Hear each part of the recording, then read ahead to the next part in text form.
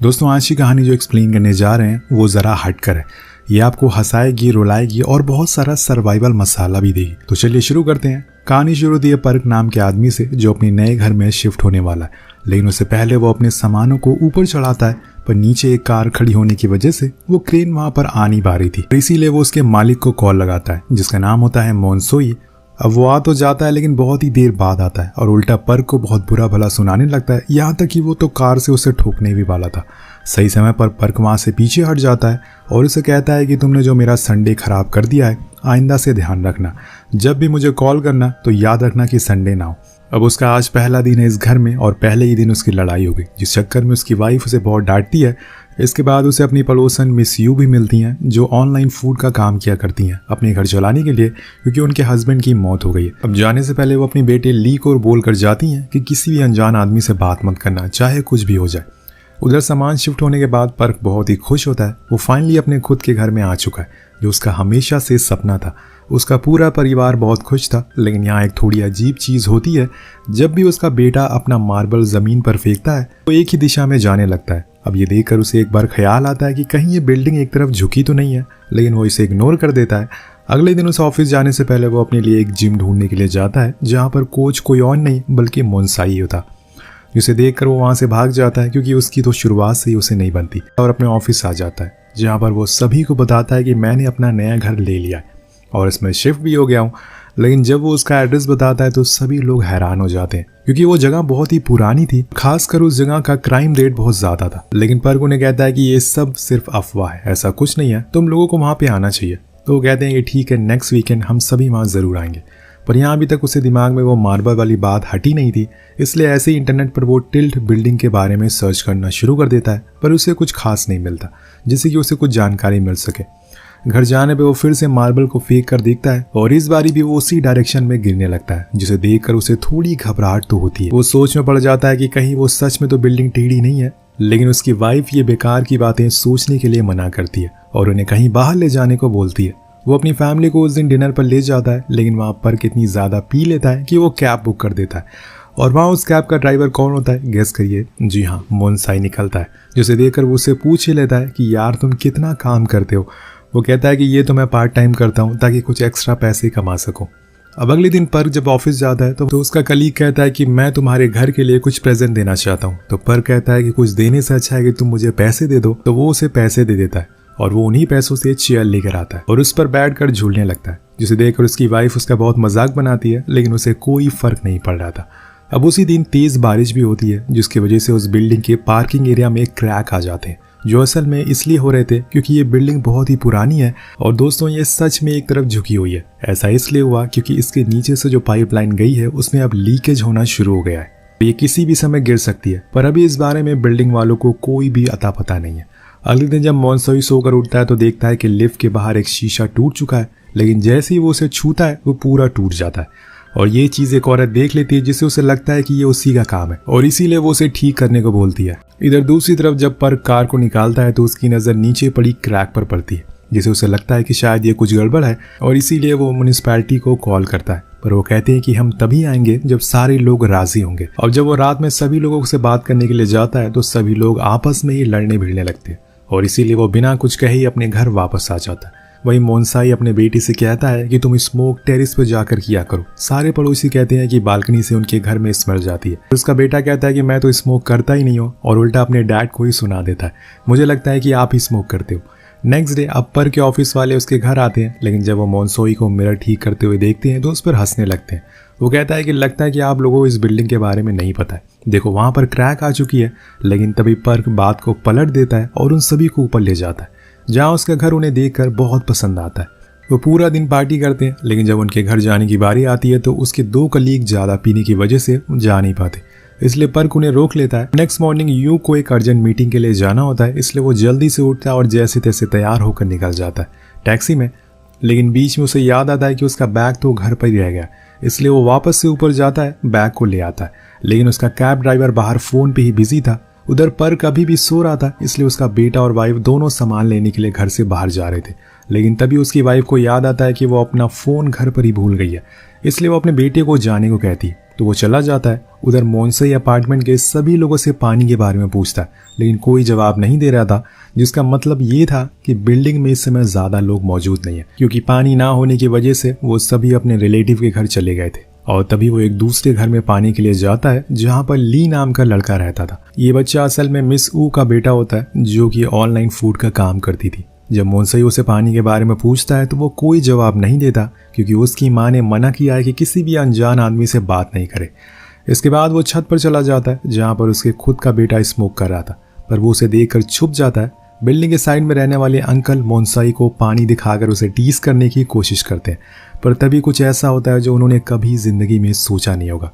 तो उस जगह की ज़मीन फटना शुरू हो जाती है। जैसे कि मैंने आपको शुरुआत में ही बताया था, इस जगह पर लीकेज हो रही है, जिसकी वजह से ज़मीन में होल बनता जा रहा है, और आज जिसका डर था वही हो जाता है। पूरी बिल्डिंग उस होल में धीरे धीरे करके समाना शुरू हो जाती है। सभी आसपास के लोग बहुत डर जाते हैं और अपनी जान बचाने के लिए भागना शुरू कर देते हैं, लेकिन जो भी लोग बिल्डिंग में थे वो अंदर ही रह जाते हैं, और इधर यू जो कि कार के अंदर ही था वो वहीं फंस जाता है। फिर उसकी कार धीरे धीरे करके बिल्डिंग के साथ ही नीचे चली जाती है। पहले तो उसे कुछ पता नहीं चलता कि ये सब हो क्या रहा है, लेकिन जब वो नीचे पर का फ्लैट देखता है तो हैरान रह जाता है। तभी वहाँ पर्क आता है, जो उसे फौरन बाहर निकालता है, जिसके बाद वो दोनों अपने कलीग यूहान को ढूंढने लगते हैं, जो कि बेड के नीचे बेहोश पड़ी थी। इसलिए वो उसे सबसे पहले तो होश में लाते हैं, पर यहाँ पे पर्क को अपनी फैमिली की टेंशन हो रही थी। वहीं दूसरी ओर हम मोनसाई को देखते हैं, जो ढेर सारी मिट्टी के नीचे दबा हुआ था, पर होश आने पे वो उसे बाहर निकालने की कोशिश करते हैं और तेज तेज आवाज़ लगाता है। उसकी आवाज़ सुनकर वहाँ पर तीनों लोग आते हैं, क्योंकि यहाँ यूहान को भी अब तक होश आ चुका था। वो सभी मिलकर उसे बाहर निकालते हैं। देन वो पर्क को बताता है कि मैंने तुम्हारी फैमिली को बाहर जाते हुए देखा है, और ये सुनकर उसे थोड़ा सुकून मिलता है। अब इसके बाद सभी लोग ये सोचने लगते हैं कि क्या पता उनके अलावा इस बिल्डिंग में कितने लोग फंसे हो, इसलिए हमें फौरन और लोगों को भी ढूंढना होगा। लेकिन मोनसाई बताता है कि जब मैं सभी लोगों के घर पर गया था पानी के लिए, तो मुझे कोई भी घर पर नहीं दिखा, जिसका मतलब ये है कि पानी ना आने की वजह से सभी लोग अपने अपने घर छोड़कर अपने रिलेटिव के यहाँ गए हुए हैं। अब तभी अचानक से एक दरवाजे से मोनसाई के बेटे सैम बाहर निकलता है, और वो अपनी चारों ओर चीज़ों को देखकर हैरान था कि आखिर वो यहाँ पर पहुंचा कैसे। तब उसके डैड उसे बताते हैं कि शायद तुम ही थे जो टेरेस पर स्मोक कर रहे थे, और जिस जगह से तुम बाहर निकले हो वो टेरेस का गेट है। तो वो कहता है कि ठीक है, लेकिन मुझे सर्वाइविंग स्किल आती है कि कैसे यहाँ पर खुद को जिंदा रखना है। मैंने मोबी टीवी चैनल की वीडियोस से सीखा है। सबसे पहले हमें आग जलानी होगी, इसके बाद ऊपर हेल्प के लिए सिग्नल भेजना होगा, ताकि उन्हें पता चल सके कि हम जिंदा है। अब सभी लोग उसकी बात को मान लेते हैं और बीच में जाकर एक साथ तेज तेज चिल्लाना शुरू कर देते हैं, लेकिन इसका कोई फायदा नहीं होता, क्योंकि ये होल बहुत ही बड़ा था और बहुत ही अंदर। ऐसे किसी इंसान की आवाज़ ऊपर तक जाना मुश्किल है। अब सभी लोग थक कर बैठ जाते हैं, लेकिन यहाँ पर को बहुत बुरा लगता है। उसके चक्कर में उसके कलीग भी इस मुसीबत में फंस गए, और इसीलिए वो उन सभी से माफ़ी मांगता है। अब इनकी मुसीबत कम नहीं हो रही थी कि इसी वजह से तेज़ बारिश होना शुरू हो जाती है, जिसमें आग जलाना मुश्किल हो रहा था। तो मोनसाई पर की चेयर को तोड़कर उसे जला देता, और फिर सभी लोग अपने अपने घर से बचा हुआ खाना वहाँ लेकर आते हैं। वहीं ऊपर हम देखते हैं कि सभी फैमिलीज को अब एक बस में बैठाकर दूर ले जाया जा रहा है, क्योंकि उन्हें डर है कि कहीं दूसरी बिल्डिंग भी ना गिर जाए। लेकिन यहाँ पर की वाइफ बहुत परेशान है, क्योंकि नीचे पर को इस बारे में पता नहीं है कि उसका बेटा भी अंदर फंसा हुआ है। कुछ देर बाद रेस्क्यू वाले ड्रोन को अंदर भेजते हैं, लेकिन वो नीचे जाते ही डिस्कनेक्ट हो जाता है। तभी पर्क उस ड्रोन को देख लेता है और इसमें लगे कैमरा में सभी की रिकॉर्डिंग करने लगता है, क्योंकि ऐसा लग रहा था कि जैसे कोई उसे ऊपर से देख रहा हो। इसके बाद रेस्क्यू अपने कुछ और लोगों को नीचे भेजने के लिए मान जाते हैं, लेकिन कुछ ही गहराई पर जाते ही वहाँ जमीन खिसकने लगती है, और इसी की वजह से उस जगह की मिट्टी और गिरना शुरू हो जाती है। इसलिए सभी लोग फौरन ऊपर जाते हैं, क्योंकि अंदर जाने में बहुत ज्यादा खतरा है। अब ये भी आइडिया काम नहीं आता, तभी अचानक से बिल्डिंग एक तरफ और झुक जाती है और सभी लोग नीचे गिरने लगते हैं। लेकिन यूहान सभी को एक वायर से बचाने की कोशिश करती है, जिसमें ये बच भी जाते हैं। पर मोनसाई की बारी आने पर वो वायर टूट जाती है, वो जाकर मिट्टी में गिर जाता है और उसे बचाने के लिए उसका बेटा भी छलांग मार देता है। अब दोनों एक दूसरे की गर्दन को ऊपर करने की कोशिश करते हैं, लेकिन वो अंदर धंसते ही जा रहे थे। यहाँ मोनसाई अपने सामने अपने बेटे को देखकर रोने लगता है। वो उसके सर को ऊपर करता है ताकि वो सांस ले सके, लेकिन तभी पर्क भागते हुए नीचे जाता है और रूम की विंडो को तोड़ देता है, जिसकी वजह से सारी मिट्टी फैल जाती है। अब वो दोनों रूम के अंदर आ जाते हैं। अब यहाँ दोस्तों पर्क की होशियारी की वजह से उनकी जान बच जाती है। वहीं ऊपर सभी लोगों को बताया जाता है कि अब साइड वाली बिल्डिंग गिरने वाली है, इसलिए आप लोगों को उसको खाली करना होगा ताकि हम उससे पहले उसे गिरा सकें।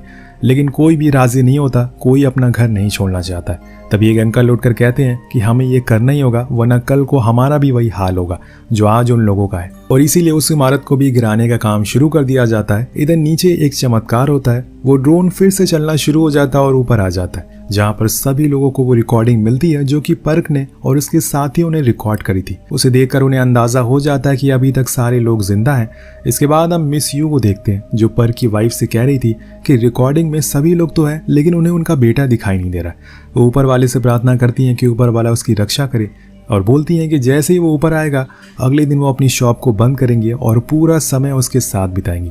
और ये बोलते ही वो रोने लगती हैं। उन्हें डर है कि कहीं उनका बेटा मर तो नहीं गया। दोनों एक दूसरे का साथ देते हैं और हौसला बढ़ाते हैं। इसके बाद नीचे पर्क और मोन्साई एक दूसरे से ढेर सारी बातें करते हैं, जिसमें मोन्साई उसे सॉरी कहता है कि अभी तक वो उसे बहुत ही रूड बिहेव कर रहा था, लेकिन आगे से कभी भी ऐसा नहीं होगा। जिसके बाद वो लोग अपनी पुरानी बातों को याद करके भाई इमोशनल हो जाते हैं। तभी सैम देखता है कि ऊपर से कुछ आ रहा है। दरअसल दोस्तों, ये रेस्क्यू टीम ने कुछ चीजें नीचे भेजी थी, इनके लिए कुछ खाने का सामान, ऑक्सीजन और एक सैटेलाइट फोन भी, जिससे कि वो ऊपर बात कर सके। यहाँ पर की वाइफ उसे बताती है कि हमारा बेटा नीचे पार्किंग एरिया में फंसा हुआ है। ये सुनकर वो बहुत ज्यादा डर जाता है।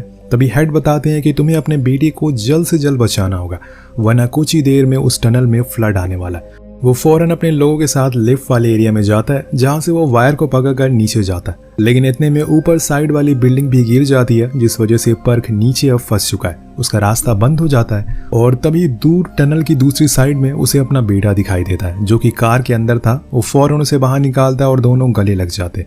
वो कहता है कि हमें सैंग वॉन को भी बचाना होगा, लेकिन पर्क ऐसे किसी इंसान को नहीं जानता, तो वो उसका बेटा उसे उनके पास ले जाता है। तो दरअसल दोस्तों, ये वही मिस यू का बेटा था। जब पर्क उसके पास जाता है तो वो लेटा हुआ था और उसे देखकर वो समझ जाता है कि इसकी मौत हो चुकी है। उसकी ऐसी हालत देखकर पर्क पूरी तरह से टूट जाता है कि वो उसकी माँ को क्या जवाब देगा। उसके साइड में एक बूढ़ी लेडी भी बैठी हुई थी, जिसे पर्क ऊपर चलने को बोलता है, लेकिन वो मना कर देती है क्योंकि उसने भी अपनों को खो दिया था और अब वो जीना नहीं चाहती थी। उस बच्चे के बाल को काट कर पर्क को देती है और कहती है कि तुम्हें इसे ऊपर जाकर इसकी माँ को देना है। पर्क बहुत ही दुखी होता है, लेकिन उसे यहाँ से निकलना है क्योंकि पानी भरता ही जा रहा है। इसलिए वो अपने बेटे को पीछे बांधकर दूसरे रास्ते से जाने लगता है, जहाँ पर वो टनल के रास्ते से बाहर आता है। उसे एक पाइप को पकड़कर ऊपर चढ़ना था और तभी एक दरार से उसे मोन्साई दिख जाता है, जो इन दोनों को ऊपर खींच लेता है। लेकिन अब पानी भरना शुरू हो गया था, इसलिए ये लोग फौरन कुछ लाइफ बोट को बनाने लगते हैं। लेकिन तभी इनकी नजर एक वाटर टैंक पर पड़ती है,